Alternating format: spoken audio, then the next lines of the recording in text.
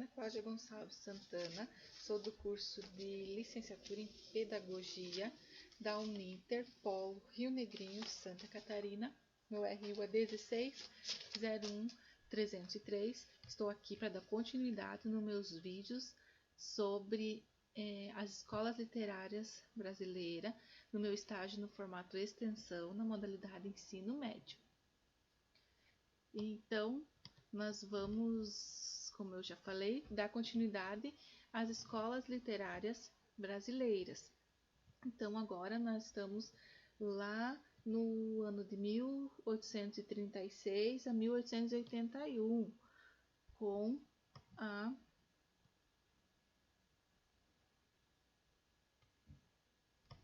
o romantismo, né? Então, 1836 a 1881 começa o romantismo. O romantismo é um assunto bem importante, como os outros também, né?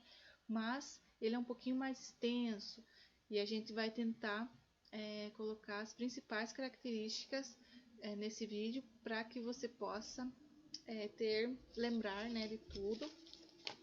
E se aparecer alguma questão, algum vestibular, ou nas provas do Enem, você saber qual seria a correta, tá? Nós vamos falar sobre as principais características do romantismo e falar sobre a poesia romântica e a prosa romântica, tá? Então vamos começar com o contexto histórico lá na Europa. Então, o romantismo ele se iniciou lá na Europa, né? Pós-Revolução Francesa, onde a burguesia está no poder. Então, o romantismo ele não vai atender as pessoas mais humildes, ele vai atender a burguesia, as pessoas com alto nível de dinheiro, né? Eles eram os poderosos da época, a burguesia. Aqui no Brasil, o contexto histórico do romantismo chega no período nacional, pós-independência do Brasil. Então, um pouquinho depois da independência do Brasil, acontece o romantismo aqui no nosso país. As características dessa escola literária. Então, o romantismo ela se opõe ao arcadismo, porque agora vai ser uma arte produzida para uma nova classe dominante, que é a burguesia. Lembrando o nosso vídeo sobre o arcadismo ele vai viver no mundo que é natureza, um ambiente mais bucólico, né? Então, o romantismo se opõe, não tem nada a ver com o arcadismo, né? Então, o romantismo é a arte da burguesia, como já foi falado. O romantismo ele será um veículo de difusão dos valores da burguesia. Alguns desses valores principais são, né, casamento, a religião, a nação. Então aqui foi colocado pontos estratégicos, né, casamento, mas pode ser dado outro tipo de nome, como casamento, amor, religião, fé, a nação, nacionalismo, patriotismo. Só que, então, é basicamente relacionado ao casamento, a religião e a nação, que são os valores que a burguesia está colocando e o romantismo vai colocar nas suas obras. Tá? Então, a valorização do indivíduo, a subjetividade, que é uma visão pessoal, é uma característica do romantismo.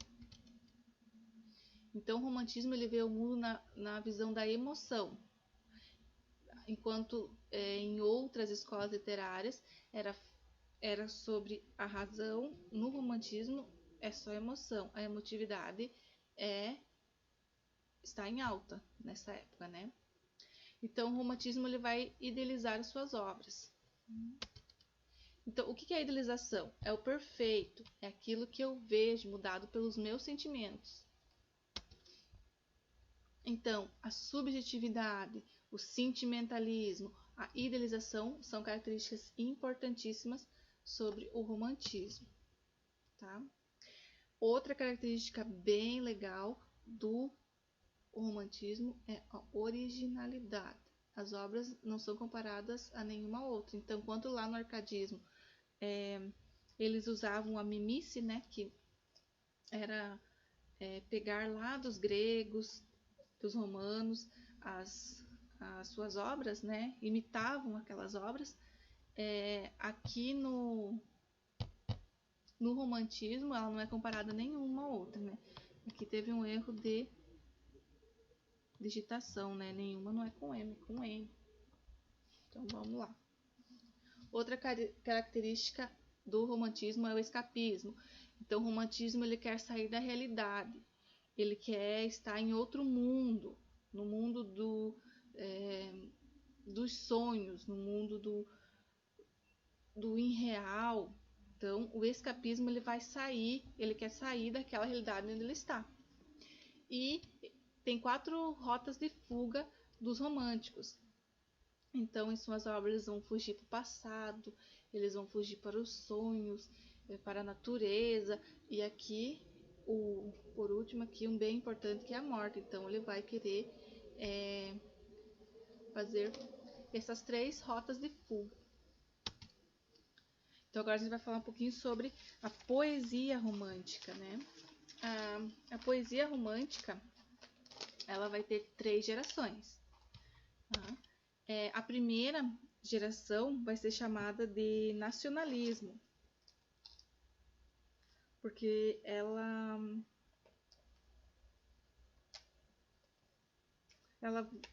que vai dar busca do primeiro herói nacional, que era o índio. Então, algumas obras vai falar sobre o índio, que também é chamada de indianismo. Então, a importância daquelas pessoas para o nosso país.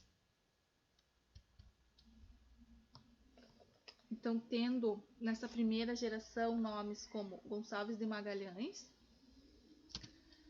que teve a sua principal obra Suspiros Poéticos e Saudades, de 1836. Aqui é um trechinho dessa poesia, é assim: quando da noite o véu caliginoso do mundo se separa, e da terra os limites encobrindo, vagar deixa minha alma no infinito, como um subtil valor no aéreo espaço. Uma angélica voz misteriosa em torno de mim soa, como o som de uma flauta harmoniosa, que em sagradas abóbatas reboa. Então, se a gente for perceber, né, são palavras diferentes do vocabulário atual. A gente tem Gonçalves Dias, né, que fez a Canção do Exílio, uma das principais poesias da época, de tão importante que ela foi. Ela tem um trecho no Hino Nacional Brasileiro. E também teve a obra Ijuca Pirama. Então, a Canção do Exílio vai trazer o patriotismo, né, o nacionalismo na sua obra, e Juca Pirama vai trazer o indianismo, vai falar sobre a importância do índio no Brasil. Então, a Canção do Exílio, ela tem aqui um trecho: minha terra tem palmeiras, onde canta o sabiá, as aves que aqui gorjeiam, não gorjeiam como lá. Nosso céu tem mais estrelas, nossas várzeas têm mais flores, nossos bosques têm mais vida, nossa vida mais amores. E a segunda geração da poesia vai ser conhecida como mal do século, ou ultrarromantismo, ou bironismo. Tá? E essa geração ela vai levar o amor até as últimas consequências. E qual seria essas consequências? A morte, né? Então ali vai falar bastante sobre o amor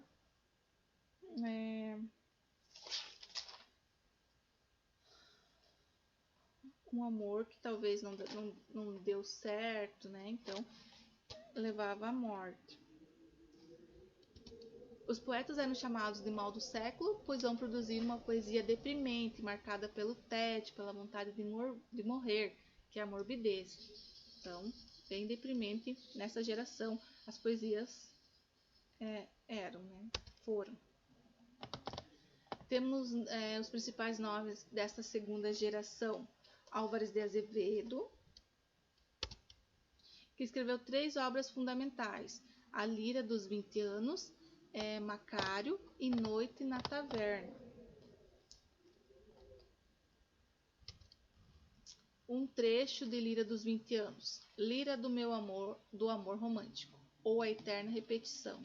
Atirei um limão na água e fiquei vendo na margem. Os peixinhos responderam: quem tem amor tem coragem. Atirei um limão na água e caiu enviesado. Ouvi um peixe dizer: melhor é o beijo roubado. Temos Cassimiro de Abreu, com a obra Meus 8 Anos, né, importantíssima para a época, e até hoje, né, a gente pode estar colocando para os alunos, para a declamação de poesia, que é bem legal, que é Os Meus 8 Anos. Aqui um trechinho de Meus 8 Anos, ó que saudades que tenho, da aurora da minha vida, da minha infância querida, que os anos não trazem mais. Que amor, que sonhos, que flores, naquelas tardes vagueiras, às sombras das bananeiras, debaixo dos laranjais. Outro nome importante dessa segunda geração é Fagundes Varela, que teve a obra importante Cântico do Calvário. Então agora a gente vai para a terceira geração do romantismo, que é a chamada de abolicionista. É a geração que vai sair do sentimento de sofrimento individual para o sentimento do outro, para o sentimento coletivo, que vai estar relacionada à luta pelos escravos, à luta pela não escravização daquelas pessoas, tá? Então, tendo como principal nome da poesia da terceira geração Castro Alves, que teve suas obras conhecidas. As suas obras conhecidas foram O Navio Negreiro, Vozes da África, Os Escravos e Espumas Flutuantes. Então, são obras indianistas, né, que vão estar colocando o índio na sua na importância que ele teve.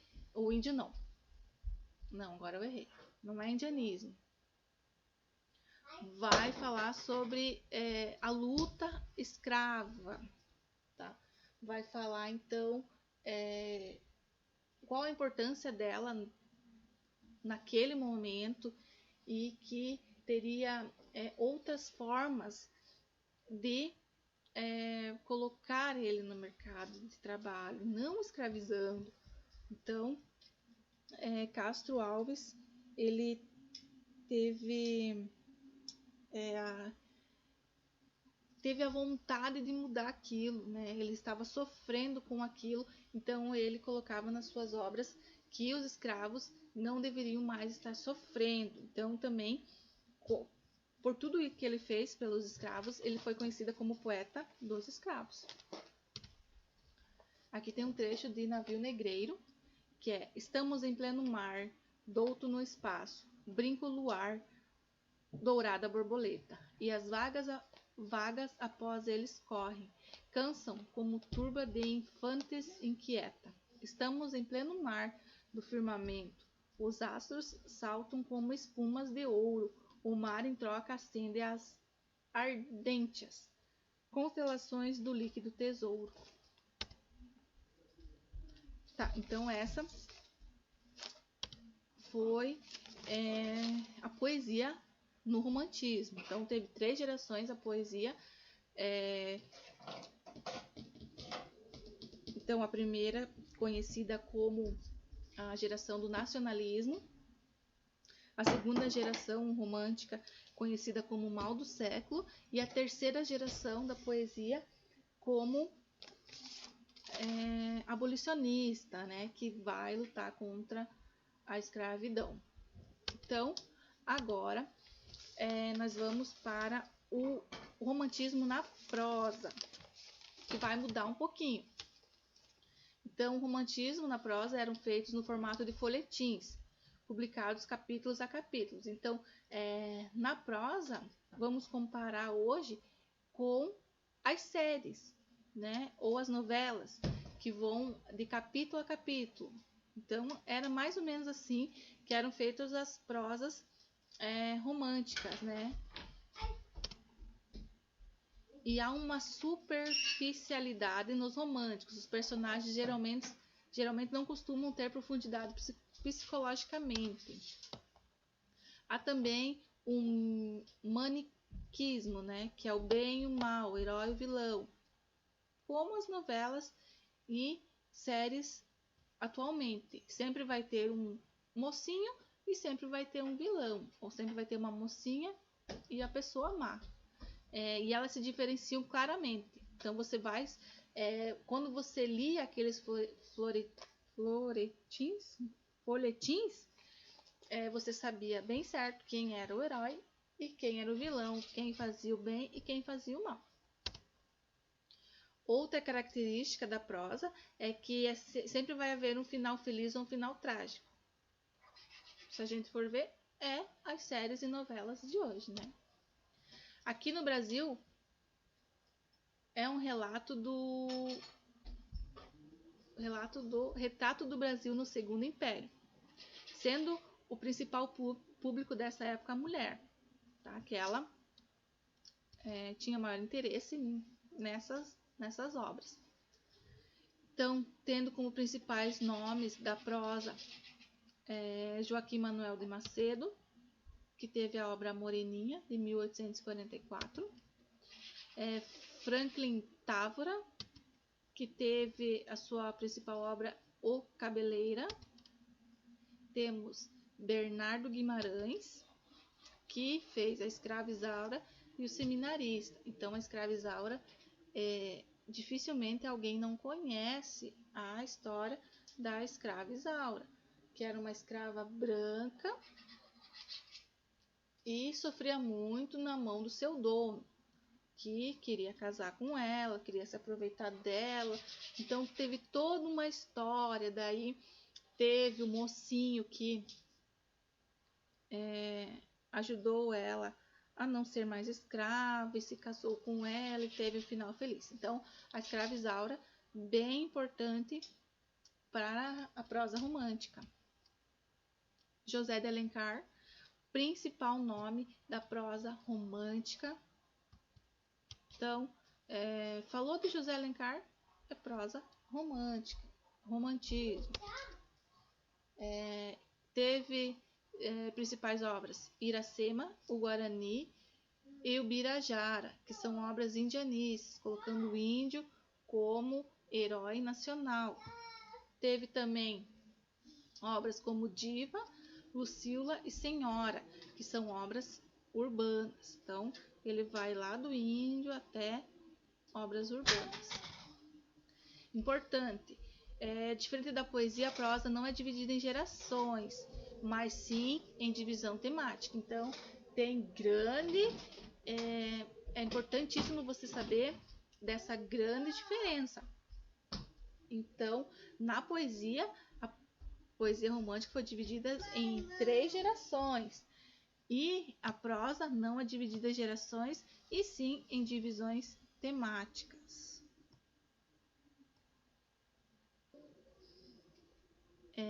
Então, quais foram essas divisões temáticas da prosa romântica? Então, ela foi dividida em prosas históricas, regionalistas, indianistas e urbanos, tá? Então, lembrando que a poesia romântica é dividida em gerações. A prosa romântica é dividida em divisões temáticas, como históricos, regionalistas, indianistas e urbanos. Agora a gente vai para perguntas sobre o romantismo. Tá? Aqui vão ser perguntas relacionadas às principais características do romantismo e sobre a poesia romântica, tá? Em outro momento a gente vai estar fazendo perguntas sobre a prosa. Então, dando continuidade à nossa aula, vamos para as perguntas e respostas sobre o romantismo. Marquem aí para ver quantos acertos, né? E aprender com os erros. Então, vamos lá. A primeira pergunta sobre o romantismo. O desejo de morrer e a sentimentalidade doentia são características da poesia do autor de Lira dos 20 anos. Trata-se de A. Gonçalves Dias, B. Castro Alves, C. Gonçalves de Magalhães, D. Cassimiro de Abreu ou E. Álvares de Azevedo. O desejo de morrer e a sentimentalidade doentia são características da poesia do autor de Lira dos 20 anos. Trata-se de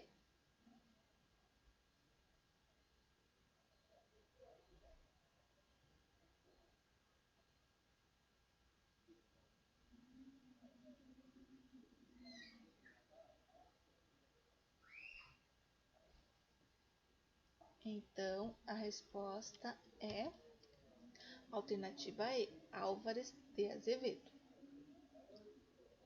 Próxima pergunta. A poesia assinale a alternativa correta. A poesia brasileira do romantismo no século XIX pode ser dividida em A. Três fases. A poesia da natureza e indianista, a poesia individualista e subjetiva e a poesia liberal e social. Ou B. Duas fases, a histórica e indianista e a fase subjetiva e individualista. C. Três fases, a subjetiva, a nacionalista e a experimental. D. Quatro fases, a histórica, a crítica nacionalista, a experimental e a subjetiva. Ou E. Duas fases, a amorosa e sentimental e a fase nacional. Assinale a alternativa correta. A poesia brasileira do romantismo do século XIX pode ser dividida em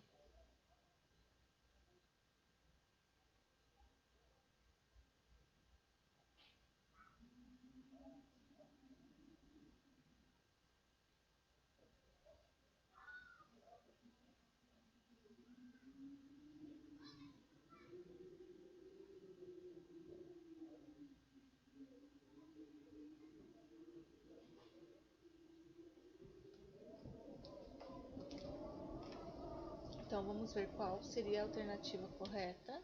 Alternativa A, três fases. A poesia da natureza individualista, a poesia individualista e subjetiva e a poesia liberal e social.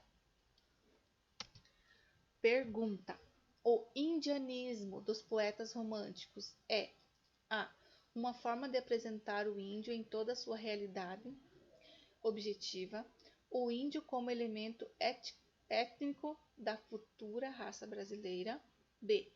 Um meio de reconstruir o grave perigo que o índio representava durante a instalação da capitania de São Vicente. C.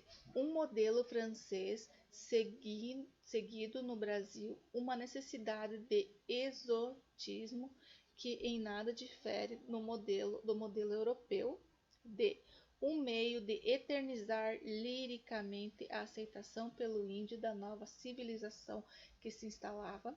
E. Uma forma de apresentar o índio como motivo estético, idealização com simpatia e piedade, exaltação da bravura, do heroísmo e todas as qualidades morais superiores. O indianismo de nossos poetas românticos é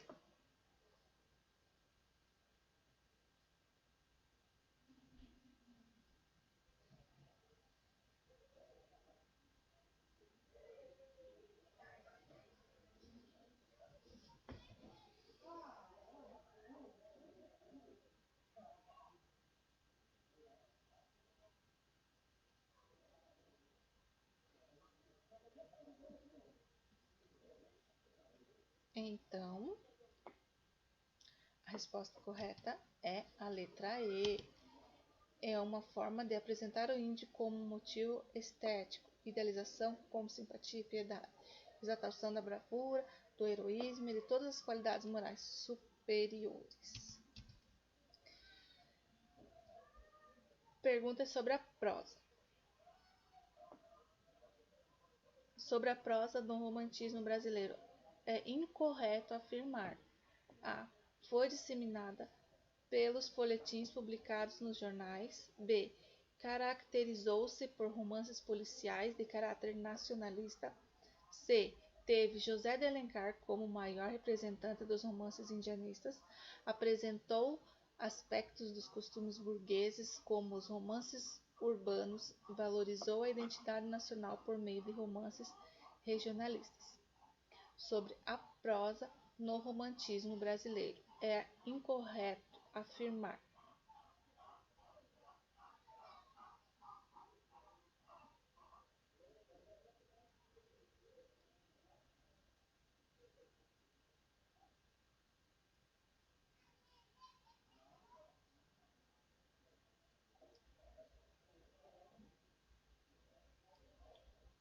Então, a resposta correta é a letra B. Foi caracterizada por romances policiais de caráter nacionalista, que não é uma característica no romantismo. Pergunta: qual das opções abaixo retratam o contexto histórico do romantismo lá na Europa? Aqui faltou, né? Mas é lá na Europa. Qual das opções abaixo representa o contexto histórico do romantismo europeu? A. Iluminismo. B. Revolução Francesa. C. Inconfidência Mineira. D. Impeachment do Collor. E. Descobrimento do Brasil. Qual das opções abaixo retrata o contexto histórico do romantismo lá na Europa?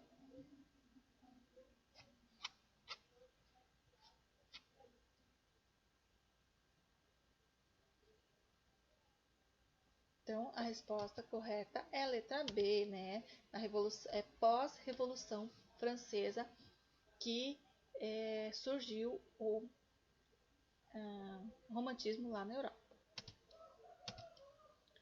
Então, agora, para para absorver mais um pouquinho sobre o romantismo, vou apresentar a vocês uma paródia que fala sobre as características, autores do romantismo.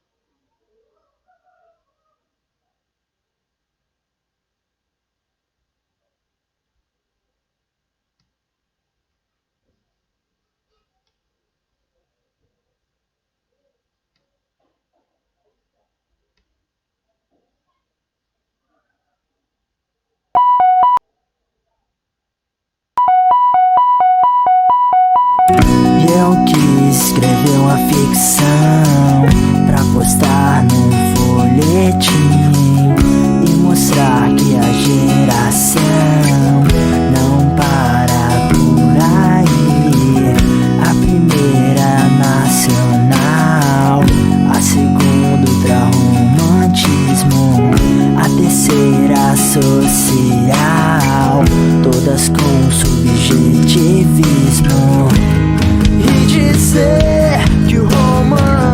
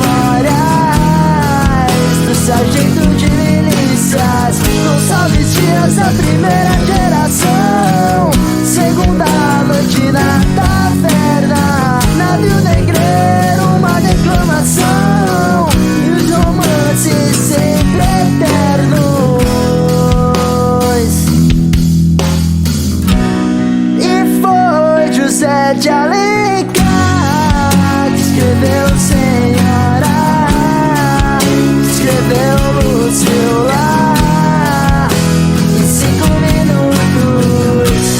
Mas foi Manuel de Almeida que escreveu a história, aquelas memórias do sargento de milícias.